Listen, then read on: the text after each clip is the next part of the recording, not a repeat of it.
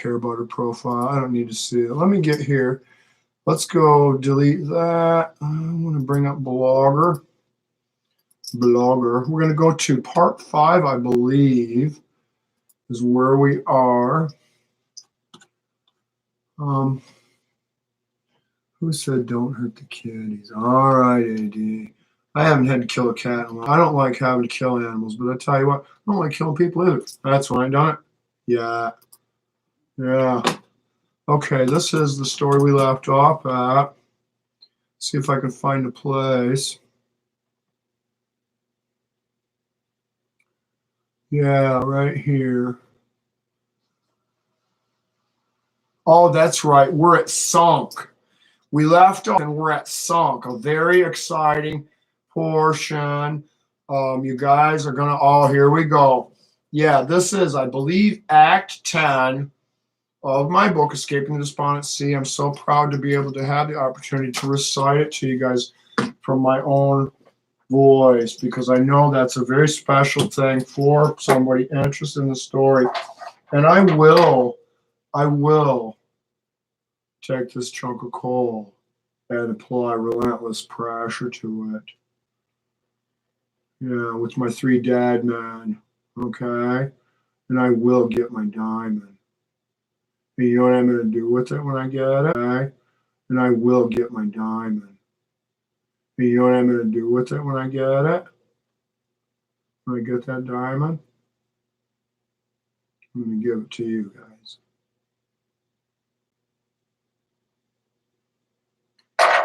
Yeah. Okay, chapter Sunk. This is part 5. As part of my plan to take back my time from Julie's increasing demands, I returned to working for Bob. Being that Bob was a gossip monger, he could never resist a chance to capitalize on my trade skills. The fun part for him was that he got something new to talk about and my carpentry efforts that he called Amish craftsmanship. My ulterior motives were to put it in his face that I was in a $250,000 home, and I was on my way to getting my hands on the situation with my children, since he always deflected me as a bum and a piss-poor father. I might have read this part already. Julie had made another impulse purchase, trying to get me in her snare with another boat.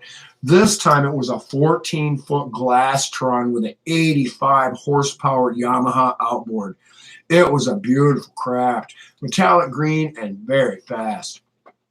One morning, Bob volunteered to pick me up. Listen, jumping out of his red Savannah van, rushing to the north side of my garage to urinate in the bushes, where most of the neighbors could have seen him if they were looking out their windows, ladies. I sensed something was wrong, since he could have used the utility bathroom that was right through the garage door of the house, a mere 12 steps away. The truth was, Bob's bladder and his conscience were both full. He'd been up early, coming by before sunup, and had been in the area drinking coffee while killing the extra time and concealing his deviance, which entailed using a Panasonic cordless drill and an 1/8-inch bit to put a hole in the bottom of my boat, just to the rear of the captain's seat. He immediately picked up the drill from the floor near his seat to show me his new purchase, bragging about the technology while trying to compensate for his guilt with nervous chatter. The green material from the plastic and the fiberglass was clinging to the fuselage with static electricity. It hadn't dawned on me what it was that he had done. Remember, I have a head injury. Lauren, oh, it's so great you're here and well prepared. That is why you're my cabin girl. Yes, it is. By the way, my alter ego is in the cabin, where I do have a speaker you can lay upon my silk sheets with that lovely negligee hanging on the back of my cabin door. And you can listen to the story there upon my feather bed. Yes. Oh, a day or two earlier, I had mentioned that we were going to launch the boat in the Grand River. Our plans were to take it out, maybe to Grand Haven, Michigan, open her up, launching it off of Leonard Street near Coopersville. You guys are going to love this. It's not very flattering for me, okay? None of this is. It's very self-effacing, E-F-F-A-C-I-N-G, self-effacing, which means I put myself out there in bad light as well as whatever little light I can. Anyway, we launched around noon on Saturday when the sun was high and planning on drinking. The cooler was full of provisions and we had fishing poles as well. If I was thinking about it, I would have known it wasn't a good idea to be out drinking on the water when the sun's high. Before long, the heat adds up with the alcohol, taking a toll, but I wasn't able to get out of the trance I was in with the speedboat, just as Julie had hoped. We spent the day drinking in the sun and fishing. Everything seemed fine, except for the fact that we had Sandy with us. Yes, where's Tom? Somebody page him. As always with Sandy, screaming and fighting ensued, which really carries a long distance on the open water. She worked subtly at first, pushing my buttons in efforts to break up what I was working on. Things escalated when we got hung up in the mud, unable to get the motor up so that we could free ourselves. Then she took the keys out of the boat, making me enraged. That's when I blacked out. Julie loved to spend her mother's trust fund money, and having me do all the work was a good opportunity to make it look like I was being rewarded. She took me to a couple of concerts. One was Bob Dylan and another was Leon Russell. Leon Russell was held at the new Intersection nightclub located on the west side of town near the new Grand Rapids Area Transit Authority. Yes. On the main viewer dance floor to the right side of the room, I glimpsed Sandy. She was wearing her classic bibbed overalls and had her hair braided, her signature style. You notice how I never point out anybody's collar or weight? Yeah. After warning Julie, her suggestion was to get the situation under control by meeting and greeting with her so we didn't have to spend the evening trying not to be noticed. My tiny and diversely distracted mind wasn't capable of seeing that her motive may have been to get Sandy and I back together so she could have a reason to kick me out in a way that would make me actually leave, eliminating the perspective of my observations. Maybe I understood what she was doing and why she was doing it, but she had no clue what I was truly interested in, which was building what looked like a family in order to restake my claim in my children's lives. There was no way in hell I was going to walk back into reality with Sandy. No way. As long as I had my leverage taking care of Jean, in addition to holding the beans on Julie like her so-called family and her drug use, there was no way she could get rid of me. She would have to come up with a better plan, which she eventually did. In the meantime, on the river, we were trying to enjoy the weekend. The boat tilted to one side for a small stretch, which should have indicated to competent seaman, yeah, I said seaman, an understanding that the boat was telling me we're in shallow water or sliding over a log. I have no idea we were taking on water at this point, making us sit lower in the water. We were dragging into muddy bottom, even though the boat had a short-shafted motor. We had decided to get out of the sun and that we were in a bit of trouble due to the drinking experience. But as we made way for the shore, we found that we were stuck in the mud with the motor.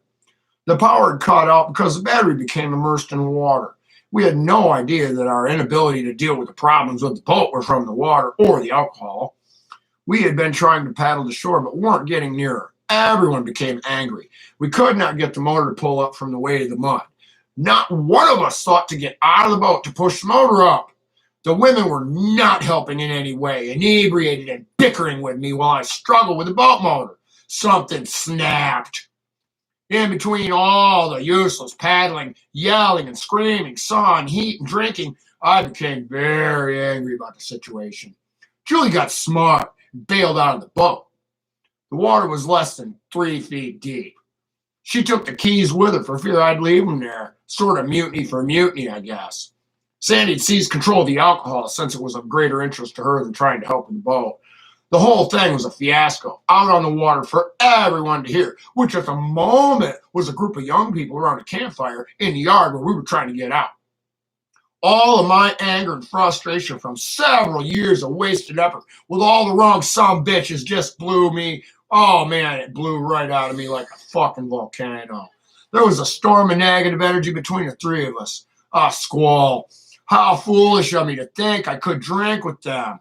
It only set the whole thing up for inevitable failure and misery. That's the point when I'm blacked out. Oh, and I'm dangerous when I'm blacked out. Yes.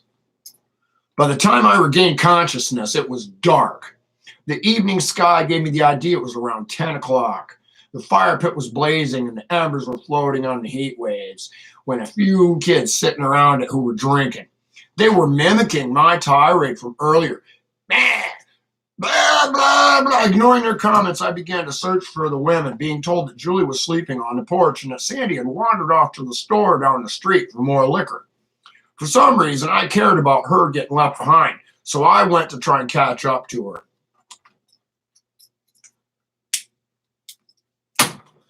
This wench had a habit of just stomping off, and my sense of guilt, feeling bad about the whole experience, I couldn't leave her stranded, having to walk all the way back to Grand Rapids. All I thought about was how my decision to drink that day could have changed the whole outcome. Shut the fuck up with your judgment. Out of all the mistakes and bad situations that I had to deal with, the drinking was the only one that I couldn't have coping with, even though I was drinking to cope with all the big freaking assholes in my life, which was every single one of them, including my family. Up until then, I had some control in the events and their outcome. Looking back now, I can't believe I allowed myself to be so easily misled in life, but that's just an example of how desperate I was to have love and adoration and affection and to be respected. Yeah, instead of being walked on and used by people who say they love me in order to manipulate me for their own personal gains.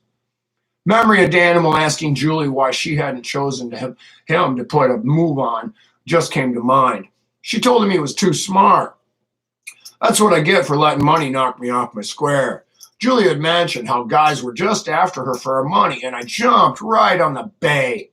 Well, with all the drama and difficulty and whatever else I can't think of, it starts with D, my torture was far from over. And as long as there was booze around, I could take it. It's like the antigens a parasite uses so that you don't know it's there, sucking the life out of you, like weed killer. Only it's used on society freely and openly and endorsed widely. How disgusting and repulsive. Yeah, along with the fucking judgmental people with their prejudices about people who are stuck in life using it. Yeah, just as disgusting. When I arrived at the store, the clerk said she had just been there minutes ago. Yeah, I walked the only way I could go to get there and never saw the wench. She had ducked behind a tree when I was walking down the road to find her, Sandy, that is.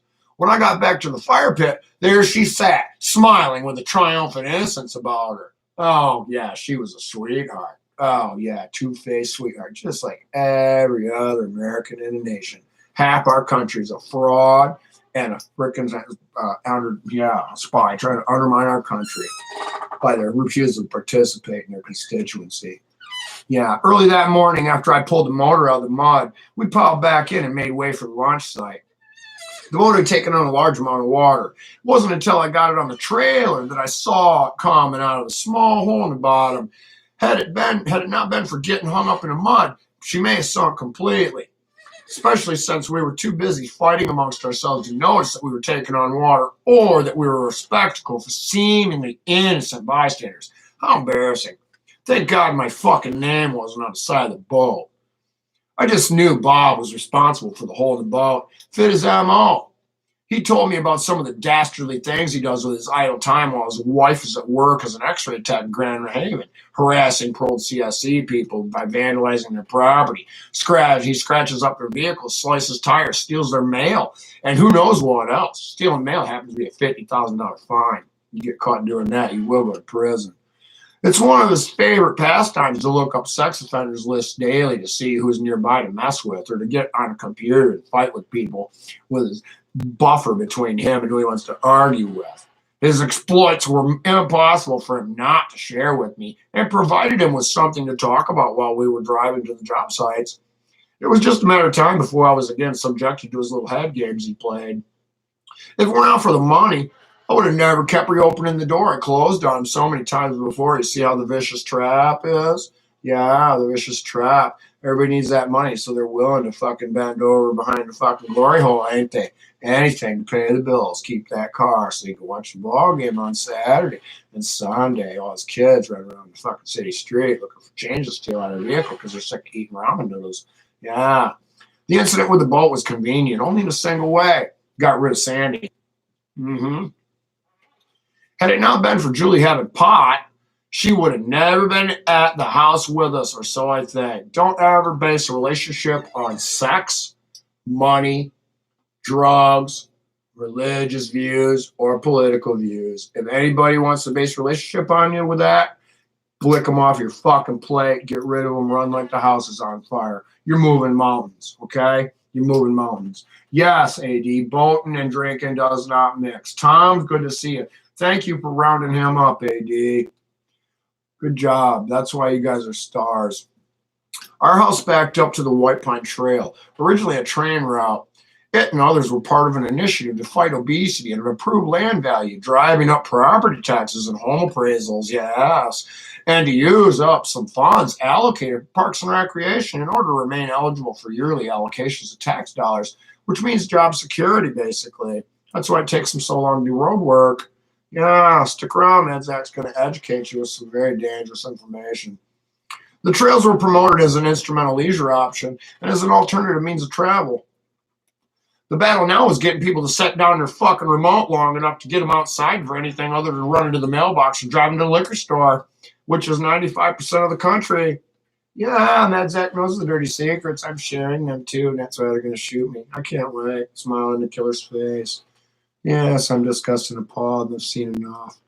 Maybe that's a bit cynical, but it's close to the truth than anything anyone's willing to take a moment to see.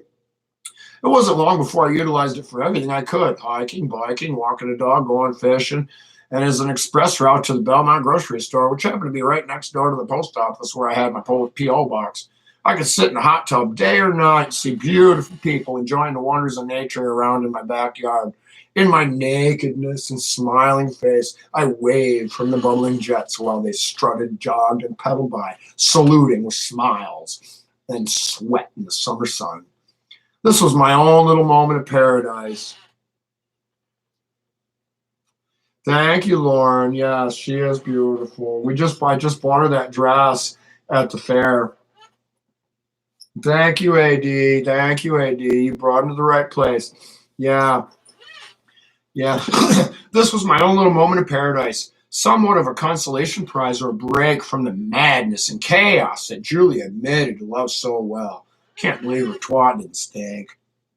The money was a constant seductress, but it was my earnestness in providing care to Jean and faith that I was contributing something good to another seriously dysfunctional situation and family.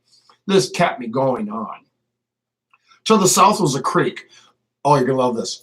To the south was a creek, a trickling flow that looked like it might have had a trout in it or might have had not so long ago. Tracing it up into the hills, away from the river, a small waterfall spoke its story in a sense of humor that's only dry for a moment in August. It was in the backyard of what once was a farm, the house still being lived in. There was a small bridge big enough for a small garden tractor or for a couple to walk hand in hand. After explaining the find to my mother, and that I now had a fenced-in yard, I convinced her into bringing or letting me take my dog, Dusty, German Shepherd Wolf. Yes, Mom had a whole hat full of reasons why I couldn't move that mountain, why it wouldn't work. Chiefly the reason being the vet bills due to some kind of bladder infection. Listen carefully. That caused her to have a leaking problem and her hip dysplasia. It was a long tug of war, but Dusty was returned to me. In fact, since I'd been given the dog by her when she was just weeks old, I felt Dusty truly belonged to me. She was my baby, and I was her dad. When I did get to see her, she could never get close enough. She was like a spirit trying to climb into my soul. Dusty was now 13 years old, 1.5 years less than my son Cody, my only son. At this point, half of their lives were not shared with me. There were only pains in place of memories. Dusty did have a leaking problem, and my hands were a bit full with that, but I realized why. Yes, here's the important detail. My mother, cheap bitch, my mother had her own reasons for her understanding. So she was only giving Dusty half of the dose that was the vet prescribed. Since the medication was an antibiotic, it was now useless because the low dose had made her become totally immune to it. Yes, the meds are a bit expensive. My mom was only trying to use as little as possible in case of another problem when she may have needed the antibiotic because vet care is expensive. But the plan backfired because now she needed to be seen again since the infection persisted, if not worsened. Finally, I broke down and took her to the vet when I realized the problem wasn't going away, which did heal, but now I had to replace the carpeting in the room she routinely laid in. The pads that I'd bought for her were inexpensive, but the issue was putting them under her where she slept, which only helped a little because she would move around to a place that wasn't wet when I was asleep. The trick was getting them under her without hurting her because of her hips. And that's the end of part 32 of the book. Chapter, the real estate thing proved to be another scam, preying on people with the lure of seemingly easy money. Come get a real estate license. You can make big commissions. Our courses are only $2,500. I suppose that's what you get when you take the way out that seems the easiest, and that's closer to broke. Nobody seems to have a sense of pride or respect for honest work anymore. My hard work was really getting me nowhere, but my foolish pride and my resentment towards my ex-wife and all my friends that failed me and my family were killing me so slowly but surely. It was no secret to me that I was no better than those I criticized. My labors earned me a room of my own in the basement, which I converted into a music studio very quickly. In reality, I'd been assigned to a task to turn a utility area into a usable den, but my fantasy of having a career in the media, conveniently replacing Danny's loft studio space, kept me from seeing that. I think the fabulous T-birds were playing in my head while I set to building a bulkhead around the ductwork of the furnace. Put out about a building with a shovel and done, and not even worry about getting hurt. That tough enough. No, is that tough enough? Oh, yeah, fabulous T-birds were blasted. Yeah, the framing needed to be built in order to drywall. It needed plenty of soundproofing and some carpet to pee on. Julie had me build a closet so she could grow pot in it. Danny helped me build some of the counter space appropriate for the computer, keyboards, and appliances, which included a Tascam 4-track analog recording system that he had gifted me. One day, while Danny was making plans to move out of the building, Andy was making plans to move in. Oh, this is Andy, bad Andy. Yeah, Dead Man Walking. Yeah, loser, king of the losers. Yes, I have a whole pile of losers, but Andy was the king. He quickly befriended Sean Adams of Within the Cochlea, Cochlea. Within the cochlea, that's a piece of your ear inside of your ear that enables you to be able to hear. Yes, he plays in Las Vegas. He plays at the House of Blues all the time. He's on YouTube. Look him up. He's a personal friend of mine. He's a star drummer. Yes. Anyway, he quickly befriended Sean Adams and his bandmate Mike. Ace Music Dave was there bringing orders of guitar strings to musicians that day, which is slang for weed. Mike's girlfriend Laura was painting a recreation of Vincent van Gogh's Starry Night on the walls of their studio space. It wasn't hard to tell that she was there spending time trying to save the relationship, but her relationship was all but lost. I think I was the only one that picked up on life budding elsewhere in the room that day. Yes, taking it upon myself, I tried to warn them about Andy, but they were already under his trance, under his spell. The guys were snowed. That's when Dave changed the subject, telling me about a guy interested in selling his DJ business. Julie agreed that since it came with a listing in the Yellow Pages, it was a good investment. Danny and I weren't interested in the DJ business. All we wanted was a PA system that was for sale. It was a great buy. We happened to need it for the upcoming Memorial Day show. The guy selling it wanted us to go do a DJ gig for a wedding reception, saying that he'd loan us some speakers to do it with, and then we could think about buying the business. So we would do this. So we said we'd do the gig and that we would think about buying, about the prospect of the DJ business. Julie called him back 2 hours later saying we'd take the business off his hands. Yeah, and asked where to meet up with him to do the transaction. Now it appears as though we're the owners of AA Bands and DJs, which is a real company name, Grand Rapids, Michigan. Oh yeah, I'm going to get his ass. The wedding gig was on a Saturday and was being held at a country club in Jenison, which threw up red flags to me, but Julie said there was absolutely nothing to worry about. Yeah, AD, yeah, ARG. Yeah, nothing to worry about. She said it'd be an easy $200. Oh, sit tight, baby, sit tight, grab a drink. It seemed like I was the only one around the day Andy actually moved into the building, which also meant helping him move his things from the woman's house he was leaving. Judging by the looks on her face, she'd been mistreated for the last time, ladies. Yeah, there were many pieces of musical merchandise, mainly brand new electric guitars that were still in the boxes. Every bit of it was hot.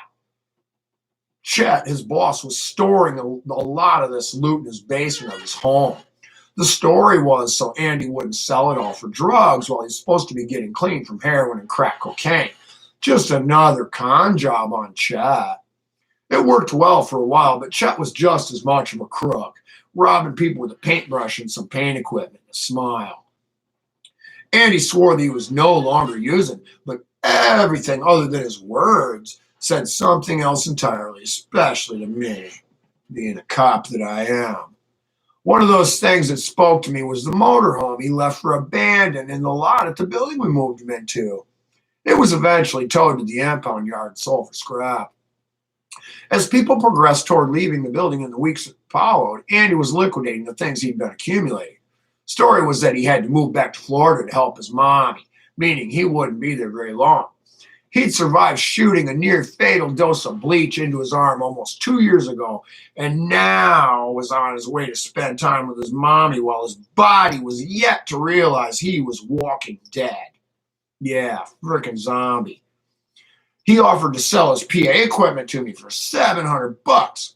The lighting system, a good-sized mixer, amp, pair of 1,000-watt Yamaha speakers, light cans, miscellaneous lines of patch cords, everything. It was a great deal. I just couldn't believe. Too good. Yeah, too good. He knew Julie had the money to pay for it, and I was right in the middle of gearing up for the show. It just made sense at the time, so she bought it for me. She liked the music room so much, she bought a mini fridge with a tap handle and a carbonic system for a pony keg. Put in there too. Yeah, I really thought I had things made now. Yes, I did. Mr. Ego. My ego took over. Yeah, some people are full of ego, but I put mine in check. Study ego and the super ego, and you will learn a lot about your personal self, and you will develop into something great. You most certainly will, and that's a fact. I'll lay down my life to back that up. And I'm laying down my life to do what I'm doing for you guys. Julie went with me to do the wedding reception gig in Jenison. Hate Jenison.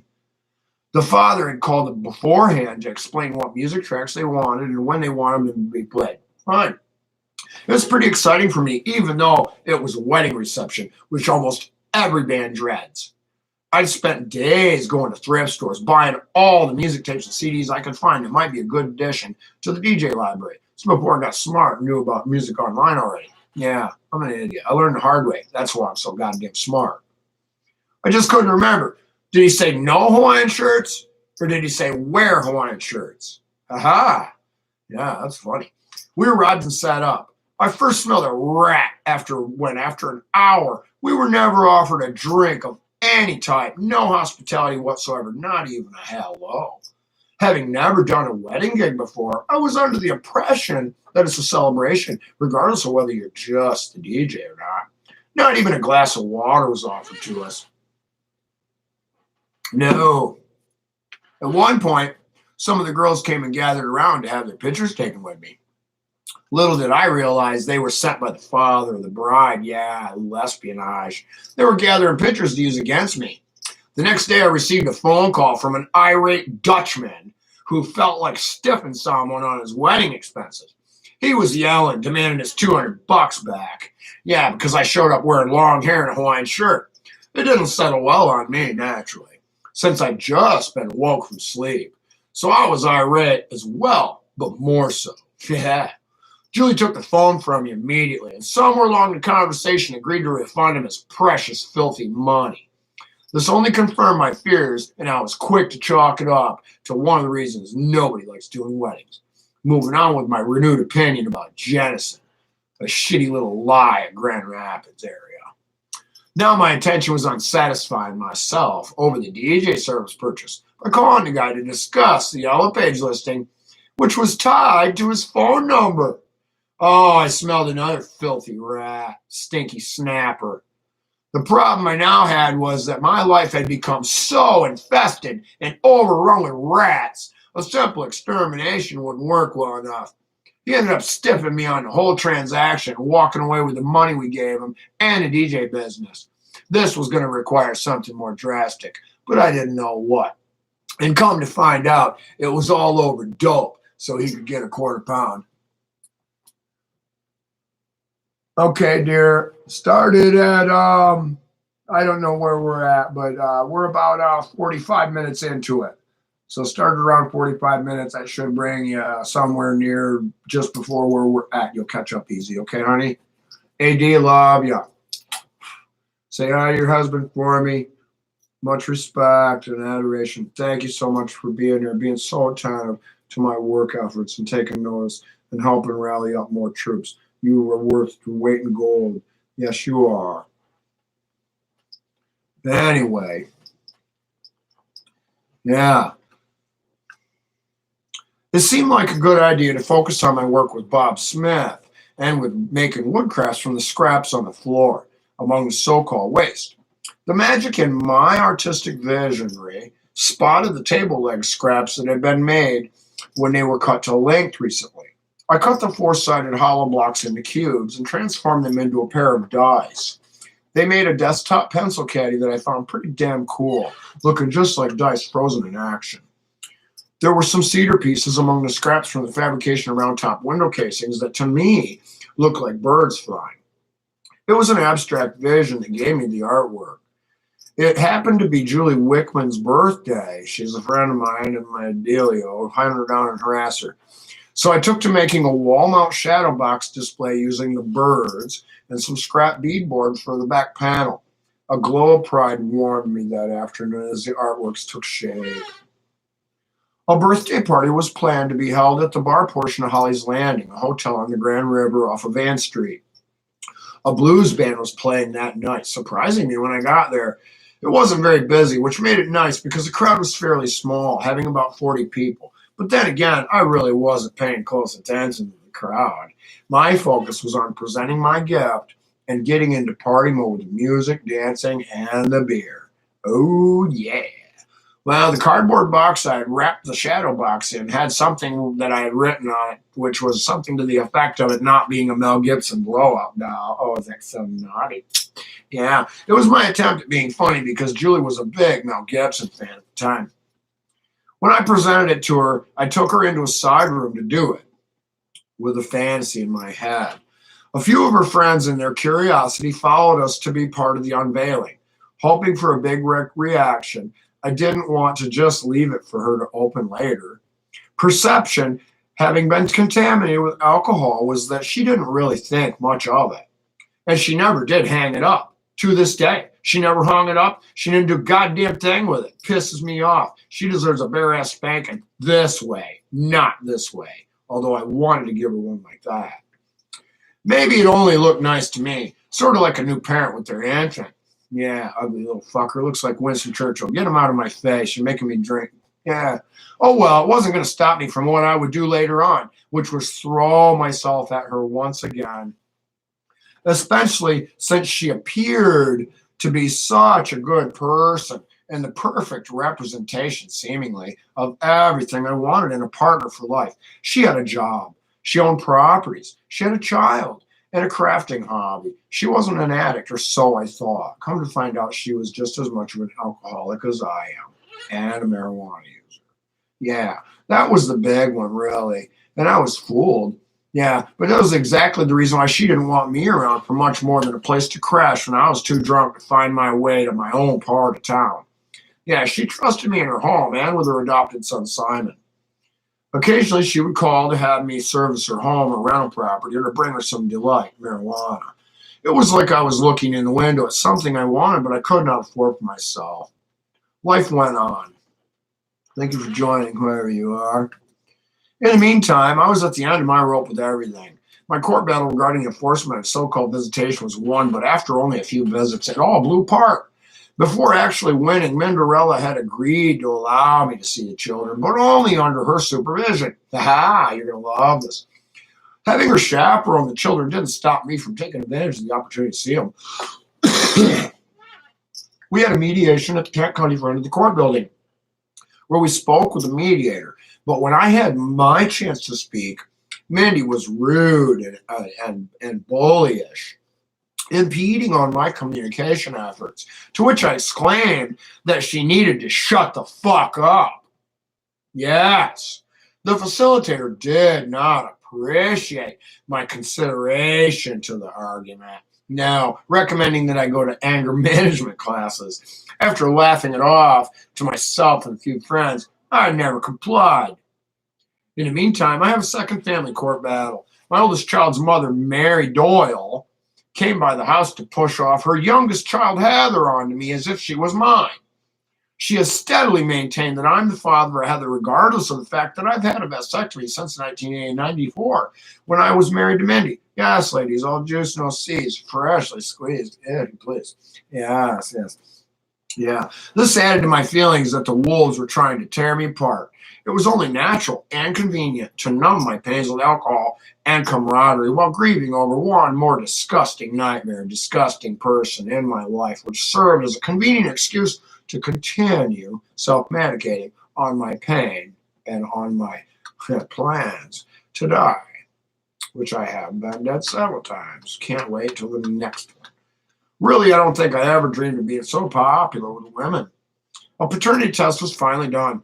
Several weeks went by before the results came back. It wasn't until then that I was released from that accusation.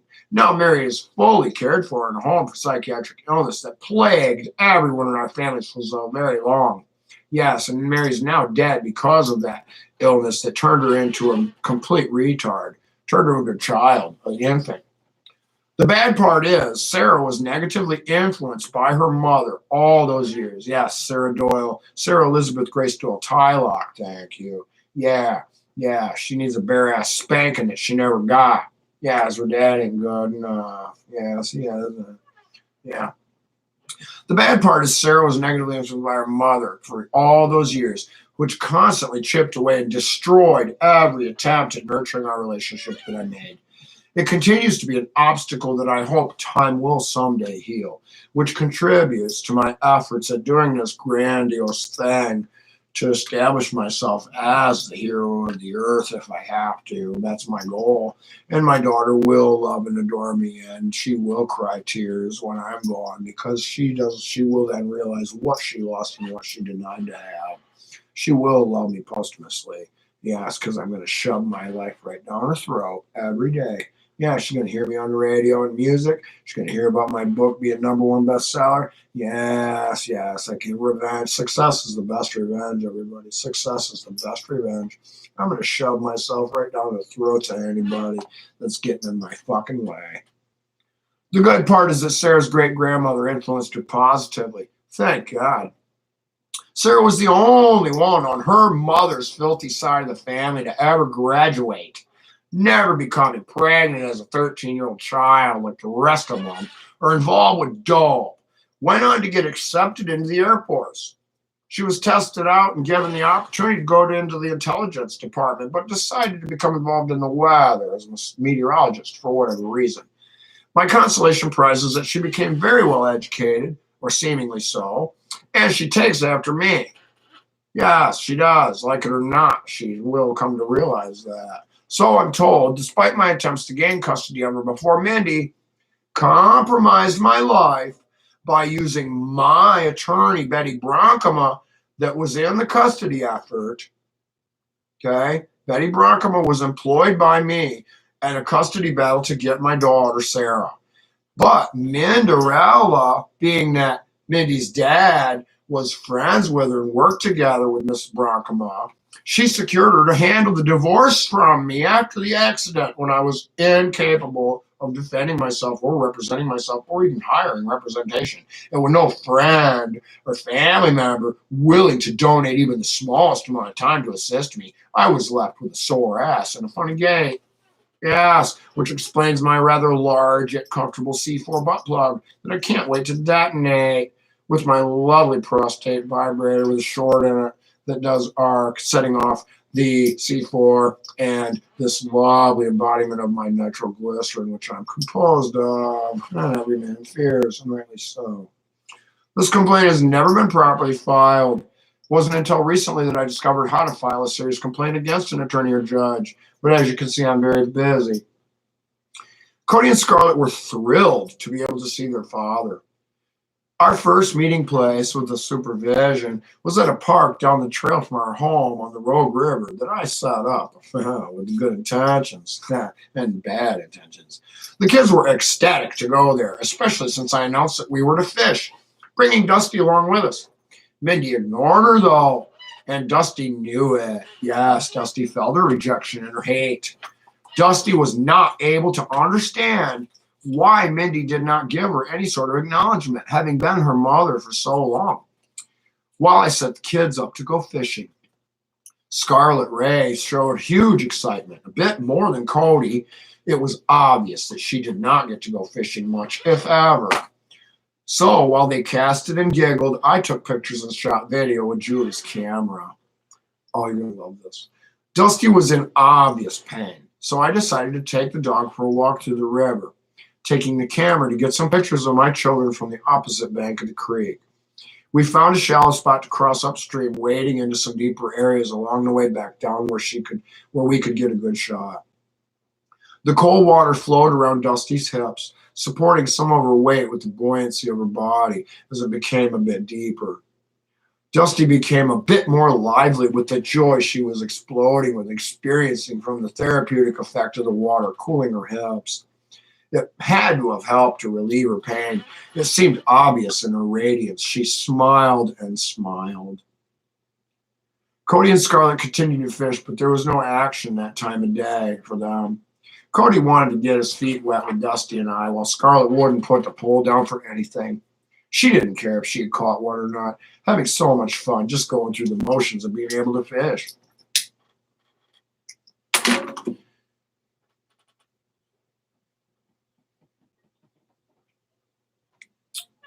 Yes, indeed. Scarlett continued to cast and retrieve her spinner while her mother sat in the grass with a book. 90 days today, by the way, young ladies. Yeah, Scott, 90 days today, and I'm ready to kill somebody with my efforts. Yeah, metaphorically speaking, of course. Yes. Yeah, Scarlett continued to cast and retrieve her spinner while her mother sat in the grass with a book and her allergies. It was nice to see her endure the aggravation she had, sneezing and hacking, scratching and tearing. It was all part of my dastardly plan for my time with the kids and to make it as inconvenient for Mindy as I possibly could, since she was making an inconvenience upon us. The prize for the day was when I climbed up the bank from the water. Dusty carefully climbed out too, only instead of shaking off the water where she was, she walked right over to Mindy, stopped directly in front of her to shake it off there. She was an arm's length away with her book sitting in the weeds as Dusty made her testament against her mama's cold heart, covering with the river's mud and wetness. It was biblical. Julie was filming the scene as it happened, capturing all the screams and everything. Never since the divorce had I been happier to see Mindy than that moment. After winning the enforcement order, the kids and I celebrated a big home-cooked meal, complete with a toast to our new independence. It was the last time I would see the kids.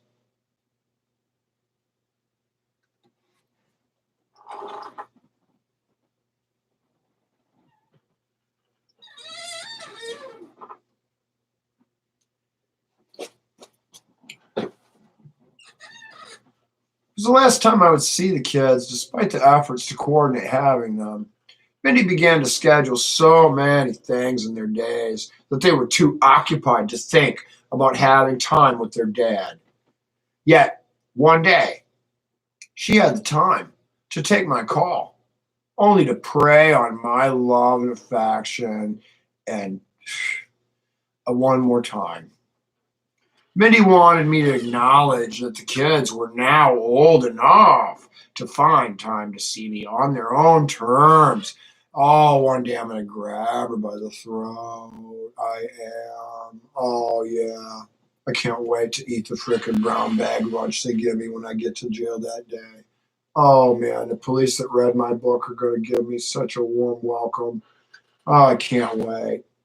Yeah. She asked me not to call them anymore because I was pressuring them. I don't think that would have been a problem, but the truth was that she had been pressuring them on her end plenty. Yeah, only God knows what she said, or did, or implied. And only time would tell what damage the kids have sustained at her subjection. Oh, I can't wait to see her grave. As for Julie, she continued to complain of back pain. Rather than live accordingly, she opted for the breast reduction plan. Yeah, it's easier than exercising her fat ass. Yeah, plague me with your fucking bullshit. The easiest way out, which came with Vicodin, her only concern. Yes, this was the main reason why she had taken the job with Hunt Construction. This is good right here. Of course, she did so little that I'm shocked she was never fired.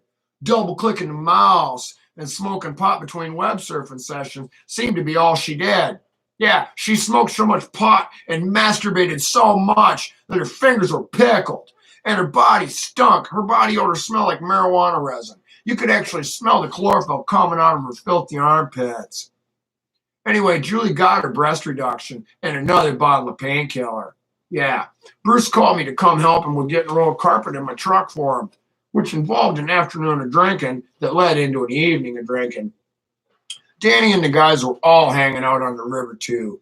The guys, they all wanted us to perform for them. So Daniel and I started belting out some of our musical pieces. It was all part of our daily routine, which we loved sharing. Some were drumming along on the various drums that were always around as the sun stole its light from us completely. It was around 9 p.m. when Julie called, asking me to come home to help her bathe. The bags that were hanging from her, draining the blood and fluids, along with an obstinate daughter, made it impossible for her to do by herself. Jean was also in need of attention throughout the day, and with me not being there to perform the duties, it made her realize my importance once more. Oh, yeah, man, Zach was in demand. Yeah, Super Zach. Yeah, I do everything, anything. Yeah, anything for love. Just say you love me, I'll do it. Yeah, Dave, Buskirk, I'm coming for your ass. Bruce had offered to get me a ride home, but I refused, thinking I could get 3 miles to the house okay. Yeah, drunk off my ass. When I got in the truck, the radio wasn't working because my fuse had blown. My big idea was to pull a fuse from somewhere else. Yeah, the courtesy light seemed like a good option, and I was tickled with myself to be so smart. Oh, yeah. Yeah, everything was fine until I turned off of Northland Drive. The lights went out behind me. Son of a bitch. I kept driving, thinking that wasn't possible for them to want to pull me over. I was good. Yeah, I was excellent. Up until I realized they did want to pull me over. Yeah, the female cop. Oh, it was hilarious. Yeah. My house was so close. I wanted to just keep driving and stop to chat there. It made sense to me. You know, the house was only another mile away as the radar law played on the radio. After a short distance, I realized I was bordering on a fleeing charge. I just didn't want to have the truck towed, knowing I was going to go to jail for driving under the influence. The officer came to the window to go through the routine. Eventually, I was placed in the car with my hands cupped behind me. Somehow, I managed to get the cell phone from my pocket, calling Julie in hopes that she could come and get the truck. The officer called for backup, and when he arrived, this is a beautiful thing about living in a high-rent district like Rockford or Belmont. Oh, yeah, cops go out of their way. Wait till I get it. Yeah, the officer called for backup, and when he arrived, he went up the road to get her. Yeah, blood bags and all. Truck ended up home without the added expense of being impounded, another $200. For that, I was truly thankful. When I went to court on Monday, Judge Servas, who also had some drunk driving issues, gave me a suspended sentence. It was a comical dialogue between us, since my answer to why my alcohol level was .024 yet remained to have command of my faculties, showing little sign of intoxication, was that I was German and Irish, having a natural inclination to hold my liquor. He chuckled at that. Several months later, someone decided to take Jean's 2004 Saturn Ion up to the Circle K convenience store for another jumbo, but it was raining, which caused for some slick roads if you were in too big of a hurry to get to the store before it closed and back before anyone knew you'd left with the car. If it hadn't been for the front-wheel drive, they would have never been able to get it off the car up a West River Drive after careening into a fire hydrant. Yeah, the trunk was caved in. Oh, and the driver's side rear tire was completely ripped off the car and stuffed underneath it. Nobody would have a clear idea of the damage until the next day. A ride was called for this person to get out of the area before any cops showed up, especially since they didn't have a driver's license, come to find out. Yeah. Oh, it's the only way the auto insurance would have paid for the damage. The next day, an officer came by the house to see why there was a disabled vehicle sitting on the road and to write a report because it was clear that there was an accident. Mostly what made it clear was that there was a broken hydrant, and the township wanted to know why they needed to crew at 2 in the morning to cap the water flow.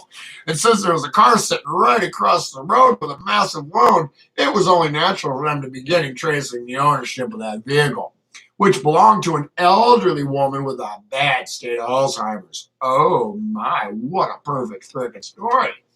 For some reason, the bill of the hydrant repair was sent to me. Yeah. Oh my goodness. Oh, Jesus. I never did pay it. The next day, Bruce showed up to go look at the situation with a cocktail in one hand, steering wheel in the other. Yeah, but he found out that the cop was there to do an accident report.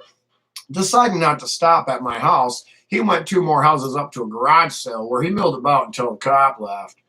After seeing the mess that had been made in the vehicle, we quickly realized that it was going to need to go to a body shop, and it needed to be hauled away by a flatbed, of course. Comstock Body Shop got to deal with the task, sending a flatbed to pick it up.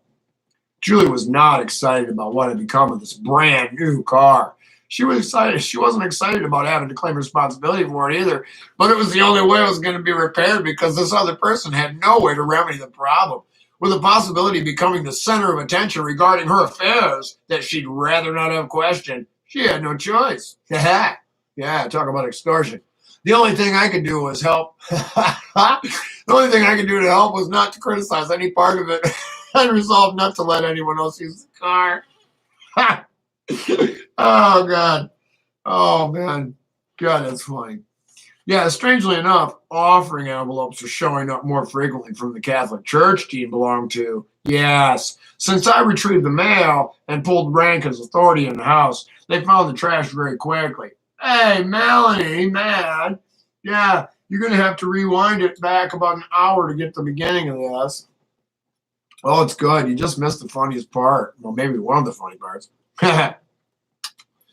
Yeah. Oh, since I retrieved the mail, they found the trash very quickly. Surely they were aware of Jean's memory issues, taking full advantage of it. Because at church, she would say, oh, did I put money in the basket? Did I put money in the basket? And they would remind her that she didn't. Yeah, those very good, trustworthy Catholics. Oh, yeah. Hey, you can do anything you want, as long as you doesn't miss church on Sunday.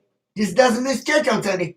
Yeah, and you can ask for forgiveness for all the nasty little things you did, like put your Peter in your daughter's ass. Yeah, oh yeah, it's okay. It's okay in the Catholic Church. Just beg for forgiveness. Tell the preacher about it while he's in there racking on it on the other side of the wall like a filthy pig he is. Oh man, Zach's hard on everybody. Keyword's hard on. That's right, I'm the fucking rooster. I'm the cock in the woodshed here, ruling the roost. Where's my challenger? Where's the bulldog jumping in the ring with his pit bull? Often she would say, I could eat something, even though she had just eaten. Once, a pile of pistachio shells were in front of her face, and the pistachios were still in her teeth. She had just eaten a whole bowl of them. When I told her she'd eaten them, she scoffed. I beg your pardon. Jean also had a piano that she would play once in a while, but whenever she went past it, she would ask, whose piano is this? I would tell her that it was hers, but she would deny ever knowing how to play. The piano would make a noise as if a key was struck. Her dead husband communicating from the spirit world. It had to be because we had it looked at, thinking it was a mouse. No mice or sign of mouse was found anywhere in the piano or the home. Yeah. The Memorial Day show came and went. When fall arrived, it was time for another barn party at a friend of ours that Bruce had introduced us to, Greg Peterson, a school teacher, him and his wife.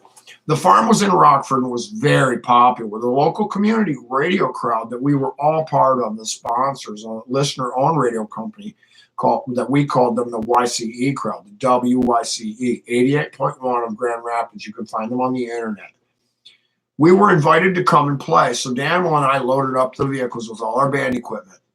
Julie and Casey followed in a Saturn while Daniel drove my truck and I drove Julie's sidekick. My luck with incidents involving deer was unfavorable. As we drove north on Northland Drive, we all watched as a deer came lumbering from the hillside on our right to cross the road, impeding with my pathway. It hit the front passenger side of the sidekick I was driving and just kept going. It astonished me because there were all kinds of drivers on the road with me, and Julie was right behind me watching the whole thing. There was not one thing I could do to avoid it. I looked back at her in disbelief, questioning what to do with hand signals. She just waved me on to continue, not stop. When we got to the destination, the damage was a small dent in the corner where the headlight assembly met with the quarter panel on the passenger side. There was hair wedged in the cracks of the assembly that would make it obvious it was a deer, so she could later report it. When she did, the cop didn't believe her one bit. No. Dusty accompanied us to the party, making quite a spectacle. We're almost done with this one. Making quite a spectacle as she walked around on stage with us while we played, like she was part of the band. I guess she was part of the band. It was pretty sweet having her there. People were worried at first that she was going to get after the chickens and that she looked pretty serious, sporting all the classic features of a gray wolf. Time told a different story, and people were all vying and trying to get a small piece of Dusty's affection throughout the evening. Danimal had brought an artist from the loft building that was a glass blower. It made sense to me because I knew Danny would drink his share for the night and that the glass man, as we called him, would not drink much at all, if any. I wanted him to drive the truck. When it came time to leave, the glass man would realize it was a manual transmission. His foot... Yeah, fucking idiots. Yeah, his foot slipped off the clutch pedal and the truck stalled out. After a moment or two of struggle, Danny took the reins back in the truck into the car that was parked too closely. Yes, it only bumped the car, but the kid called the cops because he must have been driving his daddy's car and didn't want to get reamed out for it when he got home. When the announcement was made that the cops were coming, Glassman took off from the scene like a track star. Danny was arrested for drunk driving and the truck was impounded. It cost me $200 to get it out. The exhaust had been damaged with a tailpipe at the kid's bumper and needed to be strapped on. Strap on. Yeah, since it was folded badly and dragging. Danny ended up serving a 6-month sentence in the Kent County Jail, but managed to get placed in an honor camp program near Greenville. He did about 5 months of good time. Danny had already purged all of his excess belongings in his anticipation of moving from the building, storing everything else at Julie Wickman's house on the west side of Grand Rapids. Since he had been staying around town with various people, it wasn't too big a deal for him to serve jail time, giving him time to sober up from years and years of alcoholism. Shortly after Danny went to jail, I went to jail too. This was the last time I was imposed on by friend of the court. I served 90-day sentence. The cops were coming to the house with a warrant when we were leaving the house one morning, passing us as we came out of Alcove Drive. Instinctively, I knew that they were coming for me, but I didn't say anything about it for the sake of freaking Julie out. The bubbles went up and we were pulled over. After an exchange of pleasantries, I got out for them to take me on the warrant. Slipping off my insulated flannel shirt that had a half ounce of bud in it and a glass pipe in the pocket in order to help them with less paperwork involving registering my property at the station. The officers appreciated my consideration. Oh, see how beautiful those words were? Consideration and appreciation. Yes, they're very dangerous words. When I finally was released, some 72 odd days or more later, I came home to a disaster. Beer bottles were littering the lower level of the home, along with pot stems and seeds and baggies everywhere, roaches everywhere. Food packaging was littered in piles around the sitting areas. Laundry was accumulated in the corners of the rooms, along with trash in heaps next to and around the area of the overflowed trash cans. This was definitely not the look of a $250,000 home that you'd find on a subdivision on a cul-de-sac. When I got to the bathroom, oh my goodness, the toilet was a disaster all its own, having not been cleaned since before I left and had not been flushed for days. There were clothes heaped behind the door near the shower where they had been thrown. It wasn't hard to figure out that no housework had been done. Just for fun, I counted the panties in the pile. There were 9 pair in the pile behind the door. Yeah, 9 pair in all that time. They released Danimal from jail in 2006 at the end of April, I believe. The first day he was out, I met up with him at Bruce's. He set the beer down in the flower bed as I pulled up with Julie in an attempt to hide the fact that he was already drinking again. It was sad to see since we talked so much about sobriety. Danny wanted it so badly, but Bruce kept a large cooler of beer on the back deck next to the hot tub, making it available for everyone to help himself or herself to, which we all did. Sometimes I would grab a 6-pack when I needed it after the stores were closed, replacing it later or attending to. By this time in the caretaking game, I was tending to Jean all day long, everything except for changing her diapers and bathing her, which had now become necessary. Danny would call from Bruce's in an effort to get me out of the house, but I stayed to do what I needed to do, what needed to be done. He would get frustrated because I wasn't there spending time with him, exclaiming, "You're missing out on life!" He was swimming in Versluis Lake, doing hot tubs, kayaking the river, playing music, always spending time with our friends. But here I was, his other half and all that, his muse, his soulmate, his prodigy. What he really meant was that he was out of time in life. And he wanted to spend every day he could with his friend, his brother of another mother, and Zach. Danny's health was deteriorating, and we had already spent enough time discussing it.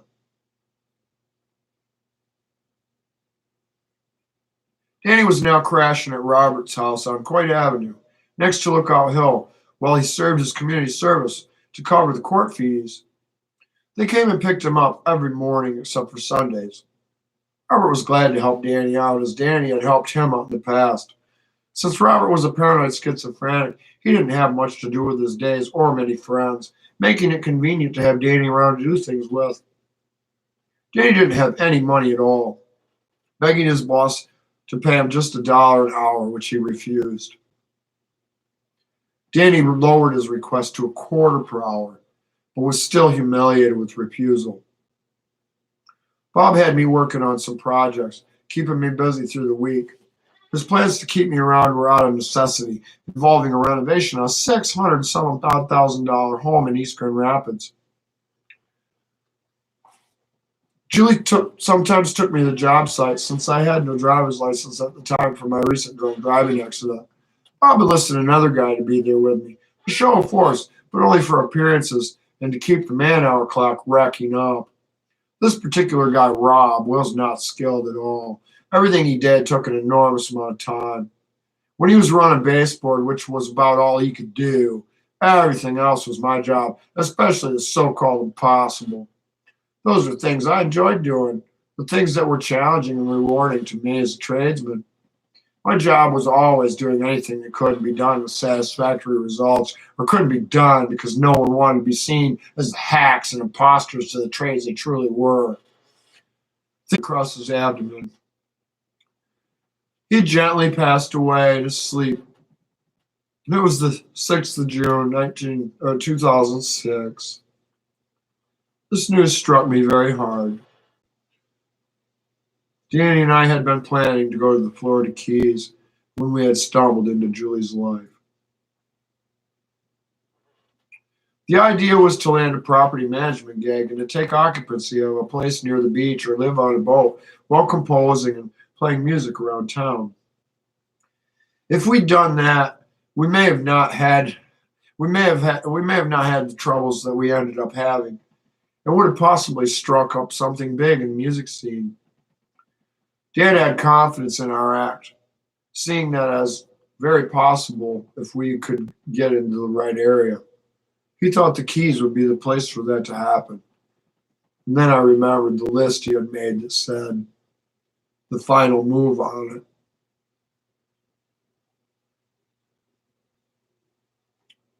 That's the end of Act 10 from my book, Escaping the Despondent Sea.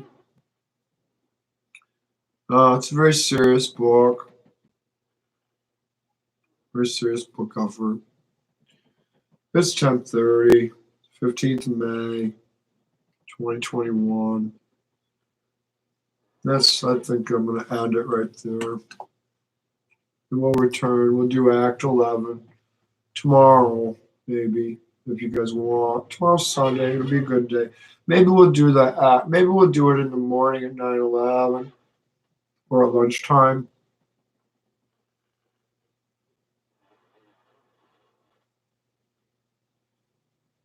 I don't know.